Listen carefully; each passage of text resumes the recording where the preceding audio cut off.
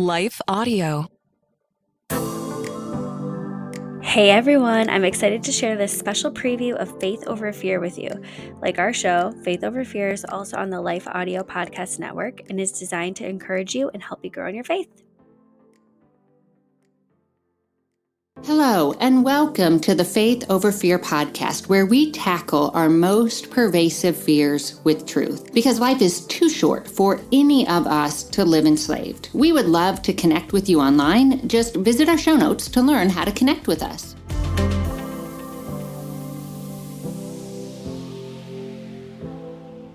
I'm Jennifer Slattery, and I'm excited to introduce you to today's guests, Dan Allender and Kathy Loerzel, co-authors of Redeeming Heartache, a thought-provoking book that helps readers process past suffering through the lens of God's goodness. Dan Allender and Kathy, thank you so much for joining us today. Oh, Jennifer, good to be with you. Thanks for having us. Dan Allender has pioneered a unique and innovative approach to trauma and abuse therapy over the past 25 years, and central to his approach are the categories of faith, hope, and love, and their converse, betrayal, ambivalence, and powerlessness.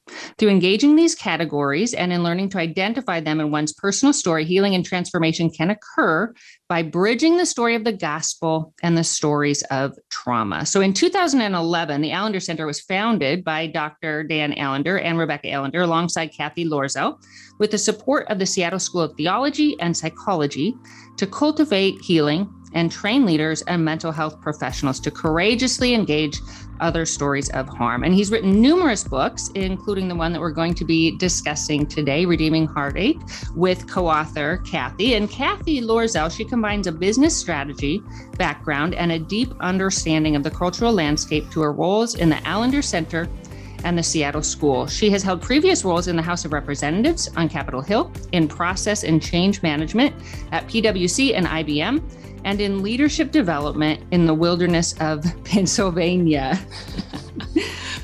Kathy joined the Seattle School first as an MA in counseling psychology student in 2004, and she took on a staff role as a student council facilitator, and upon graduating, joined the team full time. And like I said, they both wrote this book together on Redeeming Heartache.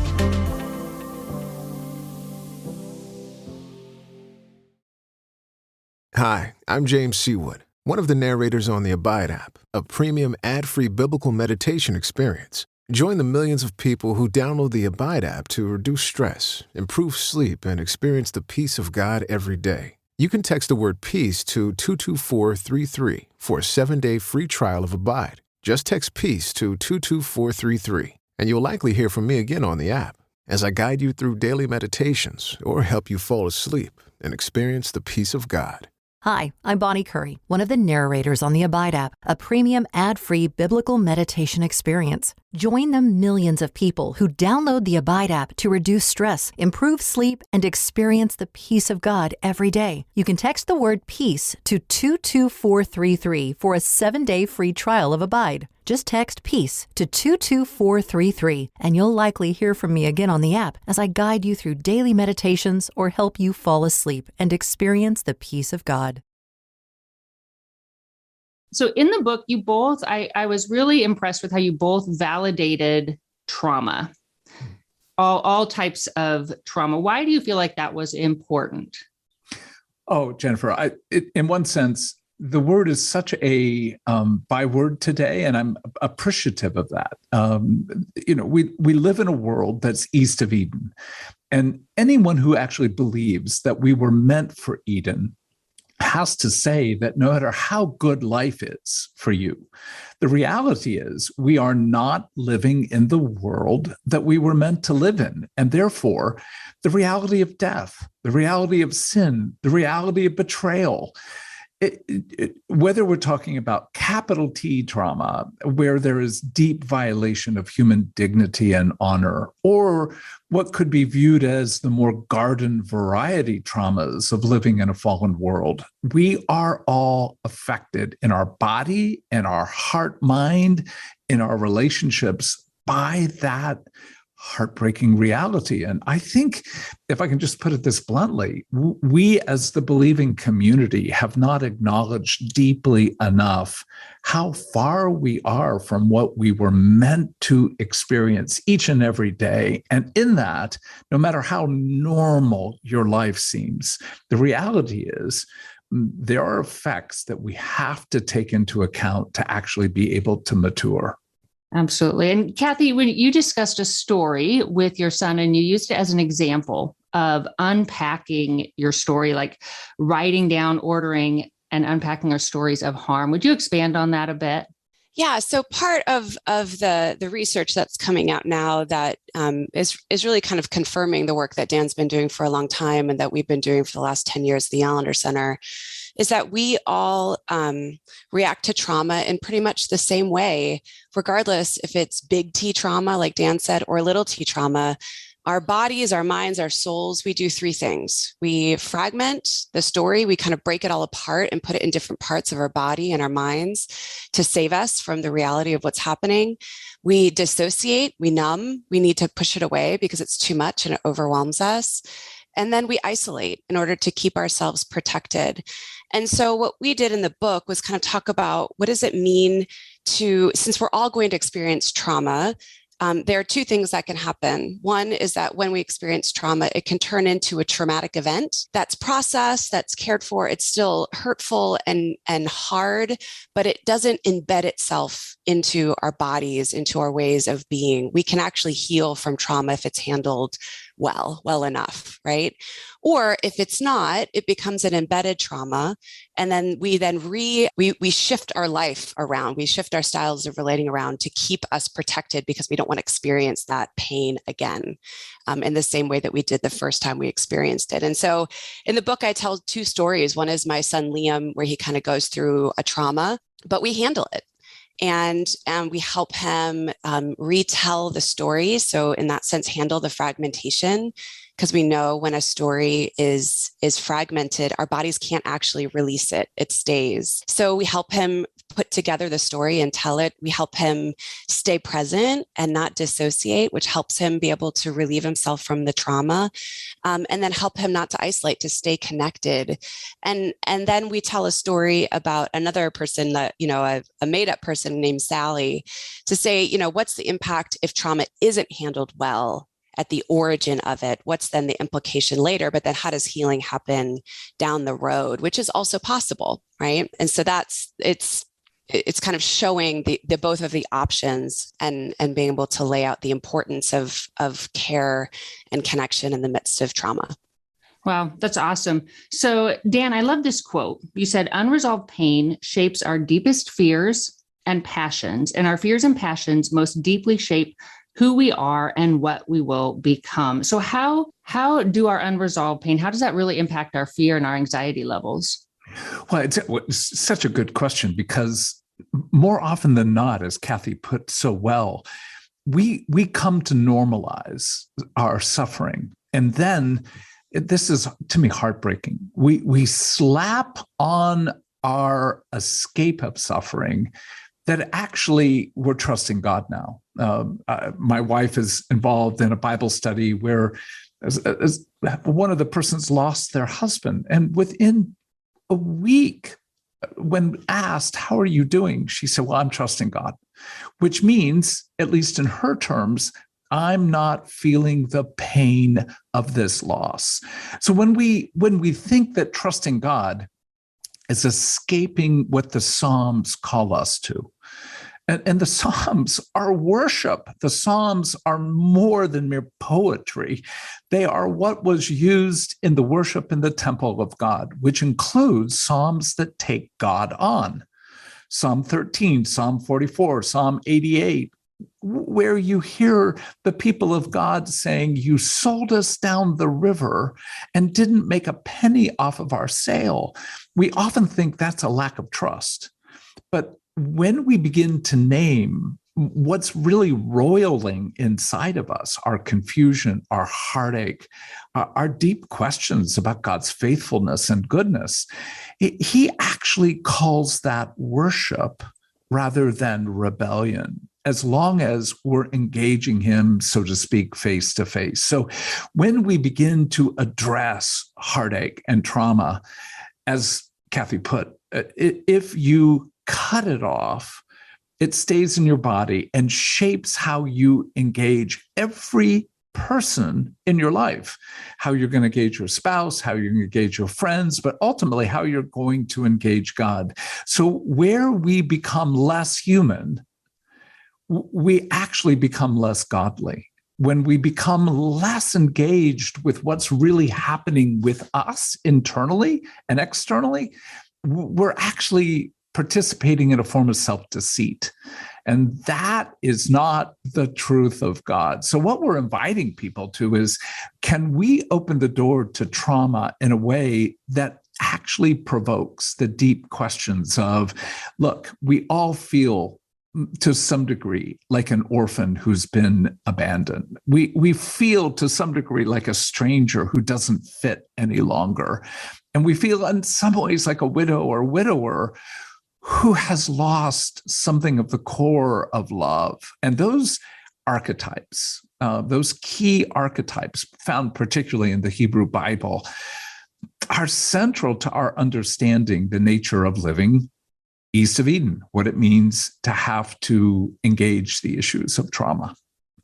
When you talk about kind of putting on this, my translation, like a facade, I'm going to trust God, and so I don't have to hurt. I was actually reminded of your story, Kathy, when you went with the family, the Episcopalian family, and there were rules that you didn't understand. Mm-hmm. Do you think that sometimes, especially in the evangelical world, that kind of can hinder our healing and our interaction with God? I think so. I mean, I think it's such a natural thing for us to want to fit in, right? And we're searching all the time for, what are the rules? How do I get accepted? But also, how am I loved? What do I need to do to stay in the family, whether that's, your actual family or whatever you're engaged with? And I think we long for belonging, right? And so much of what happens in the fallen world is that sense of I'm other. Like I don't belong, and we experience shame, we experience humiliation, we experience mockery, or we just have a sense of, how come I didn't know? Like how come everyone else knows around me and I don't? And those are painful things, even in their most innocent experiences of it. Because as a child, our sense, when we're born and when we're filled with delight and just engaging the world with innocence, the idea is that we're loved, right? Like we're loved and we're delighted. And I mean, how many kids do you see who come in and are like, I made up this play and it's wonderful and everyone should come. And also you have to pay $5 and here are your tickets and you're going to sit and you're going to watch me for 30 minutes, and it's painful and beautiful and delightful, but they have no sense of shame, right? But we learn shame through reading the faces around us. We learn that there's something wrong, that people aren't actually taking us in the way that we want to be taken in. And even for a small child, children can read that on the faces of their families, of their parents, of their teachers, and they don't want to experience that. Right. And so they back away and then they think, as soon as they read on a parent's face, they're not enjoying this. And or they actually have cruelty where a parent is mocking or someone's humiliating them. They will shut that part of their natural sense of delight, natural sense of play, natural sense of rest, and then they'll adjust it. And I think that happens all the time, again, in small ways or in big ways. But that really impacts your spirit. And the spirit of delight and honor and goodness and joy is part of the fruits of the spirit that I think God wants us to enjoy. But we're very sensitive to that sort of betrayal. And then we shift as soon as we experience it once, not only twice, 3 times, 4 times. And now you're talking about a style of relating that's changing over time. Wow. Yeah. Well, maybe to help our listeners understand, can you, in the book, Dan, you break down trauma in a very explainable way. Would you share with our listeners how you would define trauma? Well, the first issue is a threat to your life. And indeed, that can be a literal threat to your physical life. But that threat to life can be anything like the loss of a job, the breakup of a marriage, a child who's breaking your heart. So wherever there is a sense that what you know as the norm of goodness begins to break down. That's the beginning to any sense of trauma. But add this second word that's so crucial, and that is a sense of powerlessness. Like you cannot change what's happening. If you're in a trauma that you really can alter by, well, in a moderately short period of time, it will not have the same effect. But when you combine those two words, threat and some degree of powerlessness, then we add a third word, and that's the idea of some kind of moral injury. And that's a word that comes from studies of post-traumatic stress disorder, where you feel to some degree you're at fault. Like you're at fault. You can't change the trajectory of how your son is going.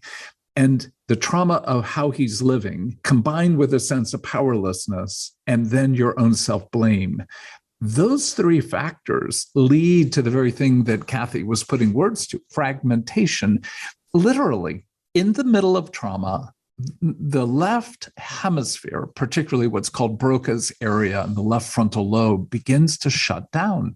And that's the part of our brain that holds language, memory, holds the ability to think sequentially. And so when we're in trauma, again, small or large t, we begin to fragment.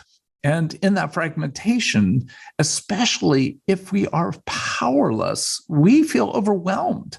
And that is something that we begin to shut down. So again, back to these three key words, fragmentation, numbing, and that sense of I'm responsible, I'm at fault, becomes the very factor for why we pull away, why we isolate, because it's a sense of shame. I'm wrong. I'm not good. I didn't do well as a friend or a spouse or as a parent. And somehow with that sense of shame, we want to go get smaller, become invisible, or just isolate ourselves from others. And again, to underscore, this is such evil's plan. Evil is so committed to us, in one sense, being fragmented because it shatters faith. Evil is so committed to us losing hope and therefore, in one sense, becoming so numb internally. But ultimately, evil's wanting us to isolate so we don't have the benefit of community, the benefit of relationship. Relationship is one of the key factors for being able to engage, again, capital T or small t trauma. But with that sense of shame, oh my goodness, it's so easy to want to withdraw, to stay in your own isolated world. And again, in this COVID era, many of us have not done, shall we say, a lot of time in the context of our churches or friendship circles or the world of even going into work. And so we're already in a pandemic trauma, fragment, numb, isolation. But when we then add something of our own personal story to the corporate global story, my goodness, no wonder this is indeed an era of trauma. I imagine for some people, some part of that will hit on something, a deeper wound that they've already experienced. Well, we had the privilege, a number of us, to go to Houston after Hurricane Harvey. And we worked in a very large megachurch with probably up to 50 staff members.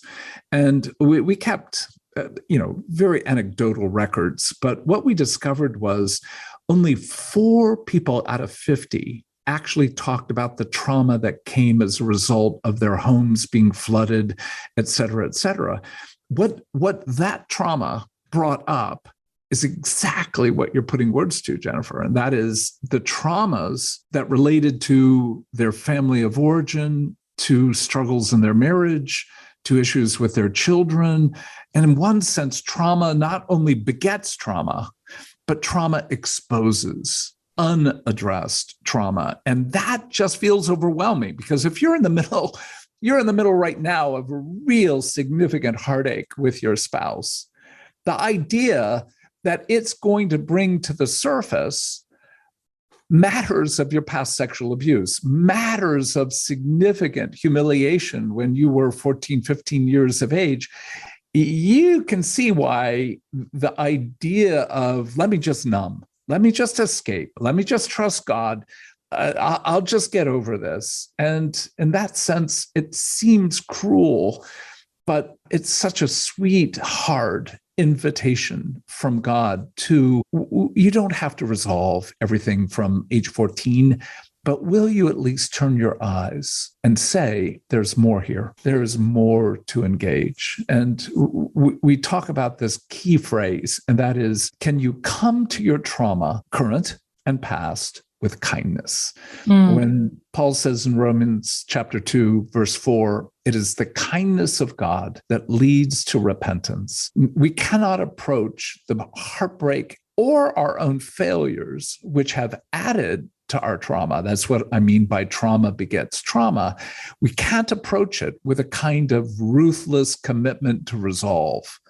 That we've got to be willing to, in some sense, come with honor, a kind of speed that will feel very slow, and yet it is kindness that begins to alter something of the fabric of what the past has brought into the present. Yeah, I think, when we talk about the 3 core wounds in the book, we bring up the 3 archetypes, like Dan was talking about, around orphan, stranger, and widow. And I think it's helpful for us to start to understand our present. Like, so many people now are really undone by the amount of trauma that's kind of wave after wave after wave. And it feels like nothing is ever ending. And every time we think we're kind of coming out of it, something else emerges. And our ways of handling that are no longer working. And I think that's why we're seeing these increased numbers of depression, anxiety, suicide, alcoholism, addiction. All of these things are coming up because we're really flooded.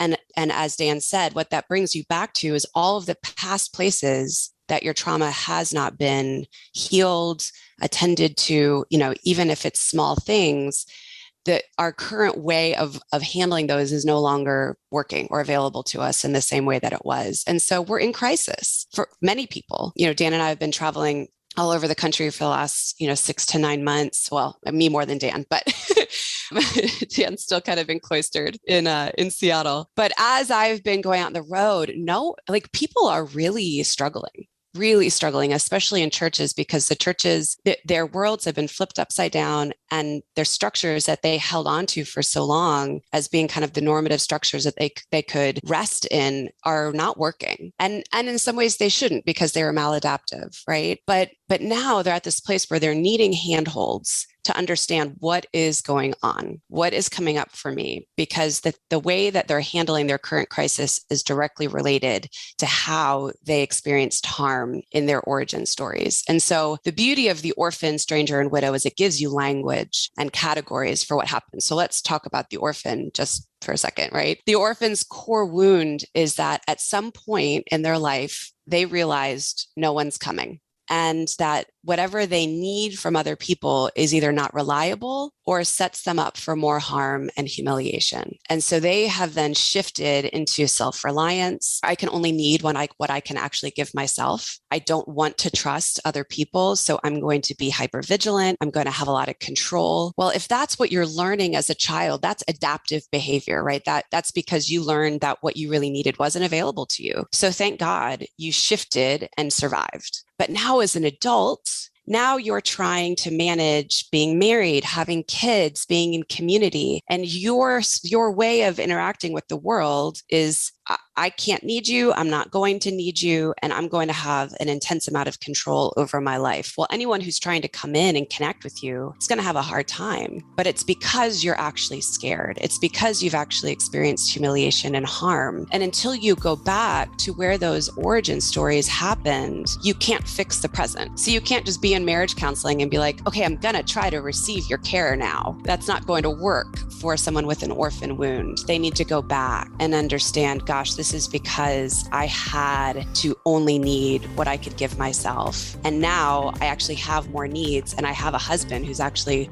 able to some degree to engage with me, but his care feels dangerous. His care, I feel threatened by it, and I don't want him to come any closer. And yet I'm longing because I'm exhausted and I don't want to have to care for myself anymore. But do you see the war for that orphan heart? And again, so much of our world is like, well, just fix it, right? Pray more, read more scripture, go to more Bible studies, do this marriage workshop. But if they're not going back, then it's just putting a Band-Aid on the wound, and it's not going to work.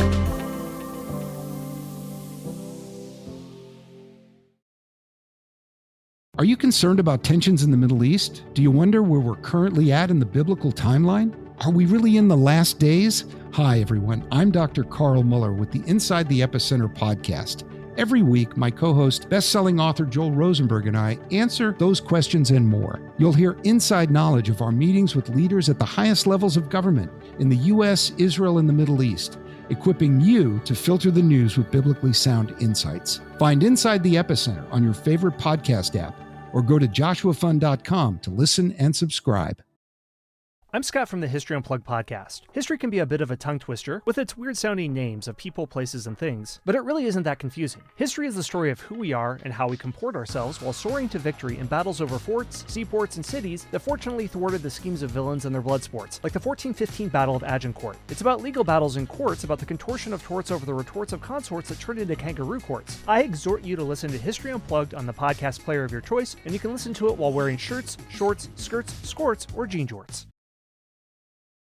Wow. Well, you both talk a lot about living in a fallen world and kind of coming to terms with that. I found that particularly freeing, I guess. And I would love, what do you mean when you discuss false Edens? What do you mean by that? Well, we love good parties. We love good vacations. There are so many good things in this world that really are a taste of what it is we were meant to enjoy in Eden. But false Edens are where you take something really good and you make it your life. It's really another word for the word idolatry. You have come to actually believe your middle-class life you deserve, and if it's threatened, you are furious. I mean, in so many ways, what brings tears, what brings anger, often exposes what we're demanding satisfy something of our heart. And so, again, when the psalmist says, "My only good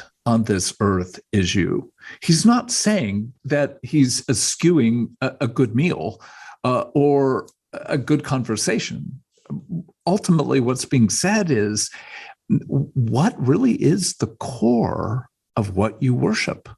And I think most of us, I'll speak for myself, I'm an idolater. I love Jesus, but I also love my life, defined as the comforts that come with this particular middle-class way of being. So when that gets threatened, I then begin to question the goodness of God, because my family idols are not saving me. So Eden becomes false Edens, a way to satisfy what only truly we can find in our ongoing maturing relationship with Jesus. And in that sense, we have to have the humility to be able to say, as the man whose son was by a demon cast into a fire, I believe, help my unbelief.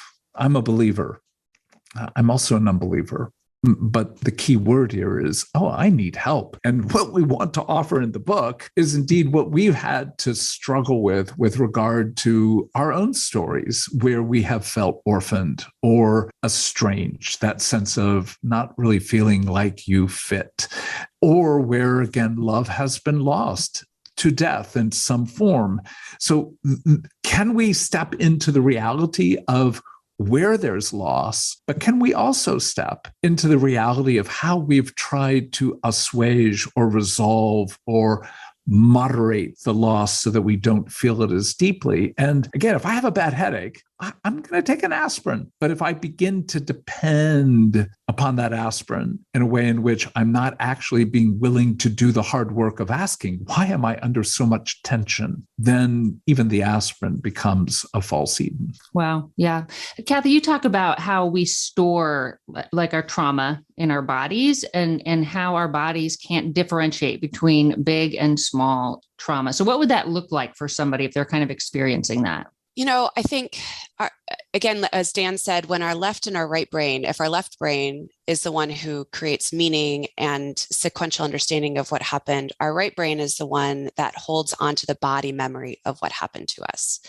And so often people who have experienced trauma have a great deal of anxiety, dysregulation in their bodies. They have gut issues because we know that that's directly connected. You have, I don't know if you're like me, but you've woken up at 3 a.m. with like your heart racing and all of a sudden you have this rush of cortisol coming through. When we have trauma stored up in our bodies that are not connected to the why or what happened or meaning making parts, it just gets left for our bodies to deal with in almost like a segmented way, right? And so we end up having, oh gosh, like so many people have gut issues, right? Where all of a sudden you have tons of anxiety stored up in your body from so much cortisol rushing through, or you have adrenal fatigue, which is another thing that we're learning in the scientific community that happens because your adrenaline is rushing all the time, right? But basically what happens is that it's very difficult for us to rest. It's very difficult for us to play. Because your body has to be kind of at a more restful state in order to find delight. It's very difficult for us to kind of manage day-to-day things because the body anxiety overtakes our capacity to kind of mentally move through a situation. So it manifests in lots of different ways, but more than anything, it just means that our bodies can't regulate as they're meant to. And a calm body is what we need and what the people we're connected to need from us in order to be safe. And so if you have a dysregulated body, your children are going to be on edge with you because they're picking up what's going on in your body. Your spouse, it's going to be harder for you to have like give and receive pleasure. It's going to impact lots of ways. I mean, if you look at how you eat. So when I was at my heights of trauma and dysregulation, when I was going through postpartum depression, I would like eat food so fast because there was this sense of, I don't know when I'm going to get to eat again. I can't sit and enjoy this. I can't allow my body to rest. And so I would just like inhale standing up, with a baby and then like not even know that I'd eaten anything. And there was no joy. There was no rest, so it impacts us on lots of different ways, but more than anything, it steals joy, it steals rest, and it steals delight. And frankly, our bodies are then just left exhausted, not understanding what's happening to them because we're not actually offering language back in again. Well, and part of that, Jennifer, is that, as Kathy has used the phrase, when you have stress biochemicals like cortisol, adrenaline, noradrenaline, the catecholamines rushing through your body, and they're not really being released, it comes from what we know as homeostasis. That is a sense of actually shalom,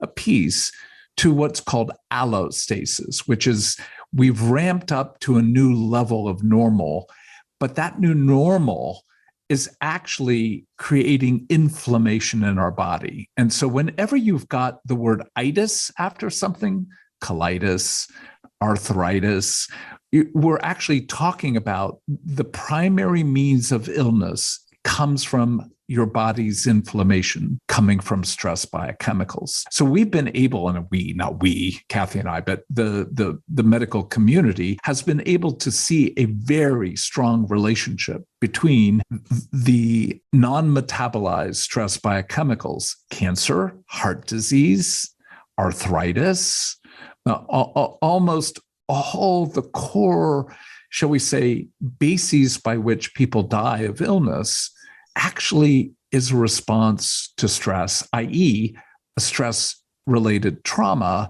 that hasn't been engaged. So we're killing ourselves and we're dying of trauma, and we maybe exercise a little bit more, maybe eat some more vegetables. That's the part of this whole process of going, Can we invite you to where all of that heartbreaking energy came in your own 4-year-old, 8-year-old, 12-year-old being? And can we tend to those stories again with wisdom and kindness? Can we engage the fact that that 8-year-old still exists in you and is operating out of a perspective that you would have not found fault for when you were 8, but it's actually leading you to death as a 28, 38, 48-year-old?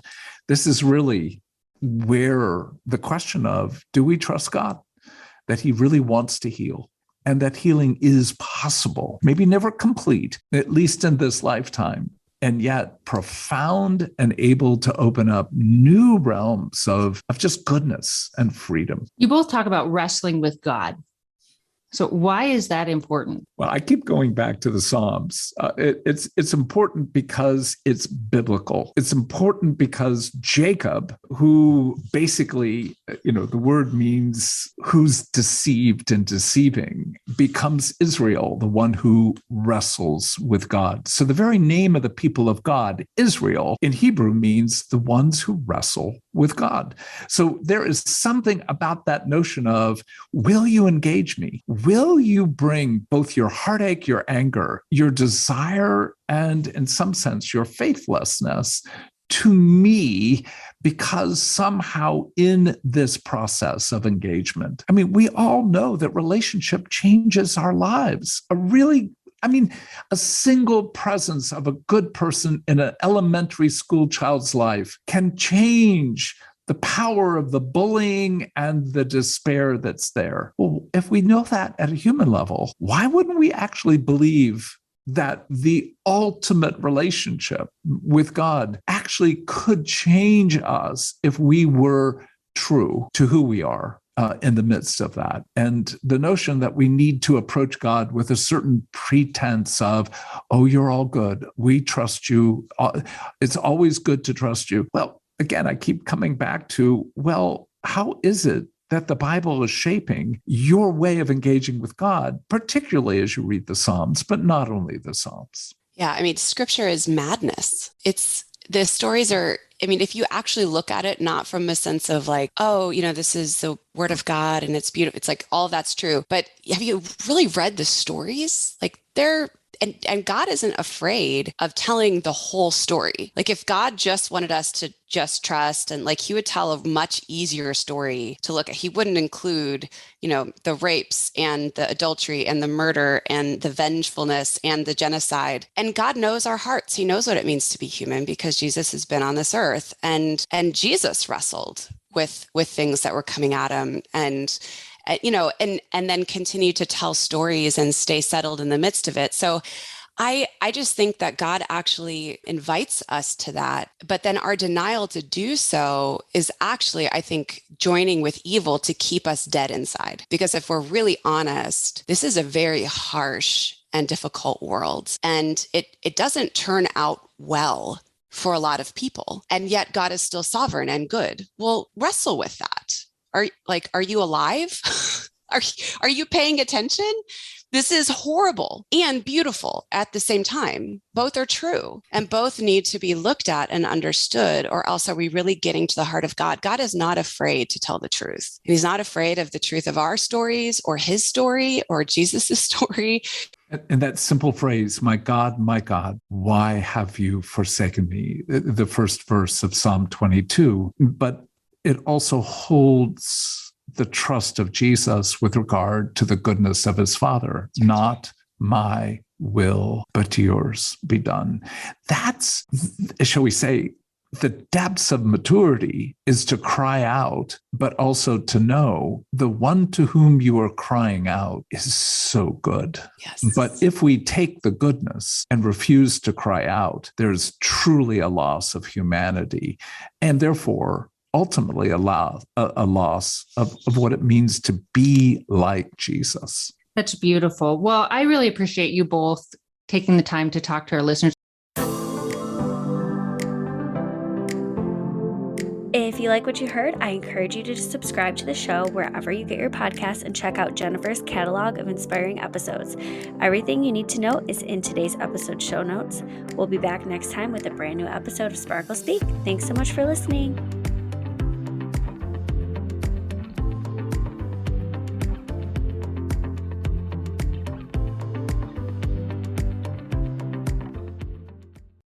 Hi, I'm James Seawood, one of the narrators on the Abide app, a premium ad-free biblical meditation experience. Join the millions of people who download the Abide app to reduce stress, improve sleep, and experience the peace of God every day. You can text the word PEACE to 22433 for a 7-day free trial of Abide. Just text PEACE to 22433, and you'll likely hear from me again on the app as I guide you through daily meditations or help you fall asleep and experience the peace of God.